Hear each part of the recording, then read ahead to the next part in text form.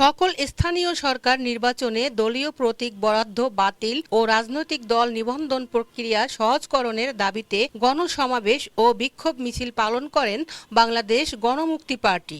28 April রবিবার সকাল 11টায় জাতীয় প্রেসক্লাবের সামনে বাংলাদেশ গণমুক্তি পার্টির কেন্দ্রীয় পরিষদ কর্তৃক সকল স্থানীয় সরকার নির্বাচনে দলীয় প্রতীক বরাদ্দ বাতিল ও রাজনৈতিক দল নিবন্ধন প্রক্রিয়া সহজকরণের জন্য গণসমাবেশ অনুষ্ঠিত হয় এবং বিক্ষোভ প্রকাশ সহ প্রধান নির্বাচন কমিশনারের নিকট স্মারকলিপি পেশ করা হয়।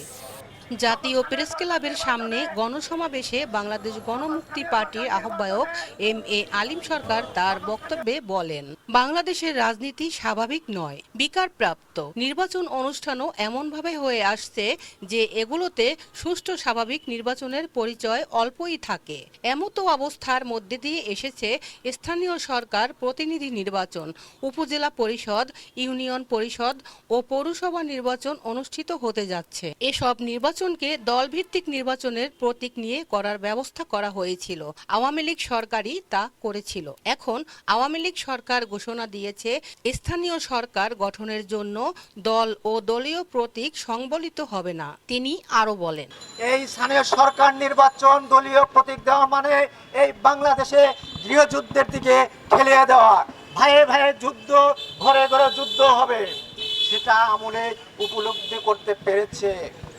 তারা বুঝতে পারছে এখন আওয়ামী লীগের সাথে আওয়ামী লীগের যুদ্ধ, ঘরের সাথে ঘরের যুদ্ধ। তাই এইবার তারা চক্রান্ত করে নিজেরাই দলীয় প্রতীক দিচ্ছে না। দলীয় প্রতীক না দিয়ে তারা স্বতন্ত্রভাবে নির্বাচন করছে। এটা বাংলাদেশ গণমুক্তি পার্টি মনে করে এটা জাতির সাথে তারা তামাশা শুরু করেছে।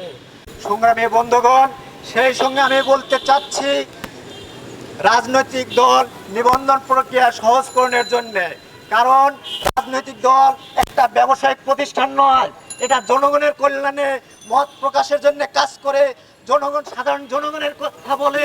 তাই এটা নিবন্ধন প্রক্রিয়া সহজ করতে হবে। বাংলাদেশে যদি এই ব্যবসায়িক সংগঠনের মতো যদি একটি রাজনৈতিক দল নিবন্ধন প্রক্রিয়া একটি কর্পোরেট প্রতিষ্ঠানে পরিণত করেন, তাহলে আমাদের মতো এই ক্ষুদ্র রাজনৈতিক দলগুলো জনসাধারণের কল্যাণে কথা বলতে পারবে না, রাজনীতি করতে পারবে না। কিন্তু আমি বলতে চাই, এখানে বাংলাদেশের যত বড় বড় রাজনৈতিক দল আছে সবাই একমত পোষণ করেছে। তত্ত্বাবধায়ক সরকারের সময় 50টি কমিটির মাধ্যমে রাজনৈতিক দলদের নিবন্ধন প্রক্রিয়া দেওয়া হতো। আওয়ামী লীগ সরকার ক্ষমতায় এসে তারা আইন করলো 100টি কমিটি দিতে হবে। এর মানে তারাই রাজনীতি করবে, আওয়ামী লীগ, বিএনপি, জামাত, জাতীয় পার্টি আর আমাদের মতো সংগঠনগুলা এই দেশে যেন জনগণের কল্যাণে কাজ করতে না পারে, রাজনীতি না করতে পারে, তার একটা চূড়ান্ত কালা কানুন ব্যবস্থা করেছে এই আওয়ামী লীগ সরকার। সংগ্রামী বন্ধুগণ, আমি বলতে চাই, আমরা জনগণের জন্য কাজ করতে চাই, আমরা সর্বজনীন গণতন্ত্র প্রতিষ্ঠার জন্য কাজ করতে চাই।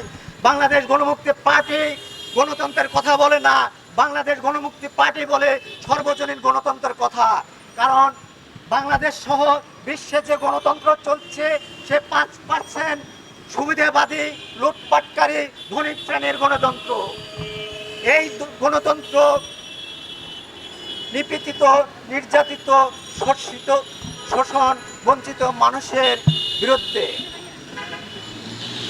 সংগ্রামী বন্ধুগণ, তাই আমি বলতে চাই, প্রধান নির্বাচন কমিশনকে আপনি অনতি বিলম্বে আইন প্রণয়নের মাধ্যমে সকল স্থানীয় সরকার নির্বাচনে দলীয় প্রতীকপত্র বাতিল করুন এবং সেই সঙ্গে জাতীয় সংসদের আসনের 10% অর্থাৎ থানা, উপজেলা, জেলা, মহানগর কমিটি সব মিলে 35টি কমিটির মাধ্যমে রাজনৈতিক দল নিবন্ধন করার আইন ঘোষণা করুন। এ সময়ে আরো বক্তব্য রাখেন দুর্নীতি প্রতিরোধ আন্দোলনের আহ্বায়ক হারুনুর রশিদ খান, বাংলাদেশ গণমুক্তি পার্টির কেন্দ্রীয় সদস্য লেখক অমূল্য কুমার বৈদ্য, সোনার বাংলা পার্টির সাধারণ সম্পাদক সৈয়দ হারুন অর রশিদ প্রমুখ।